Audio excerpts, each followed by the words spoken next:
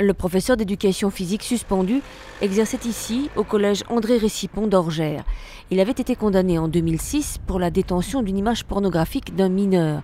Une décision que le rectorat de Rennes ignorait jusqu'à ces derniers jours. Vous savez, 2006, c'était il y a quelques années, et donc je ne pense pas que nos prédécesseurs aient été tenus informés. En tout cas, nous n'en trouvons pas trace actuellement à l'heure où je vous parle. Le rectorat était en revanche au courant d'une procédure en cours, sans avoir connaissance toutefois des faits reprochés. L'enseignant fait l'objet d'une mise en examen pour agression sexuelle sur mineur dans un contexte familial. Des agressions qui se seraient produites entre 2003 et 2011, mais que le professeur nie formellement. Il y a la présomption d'innocence tant qu'il n'y a pas de jugement arrêté en France. À Orgères, les parents d'élèves sont abasourdis et s'interrogent. C'est presque incompréhensible qu'un collège, que le rectorat soit pas au courant de ce genre de choses.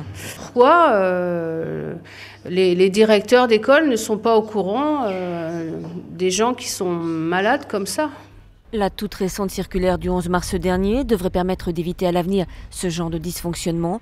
Désormais, obligation est faite à la justice de transmettre à l'administration les condamnations et procédures pénales à l'encontre d'un fonctionnaire.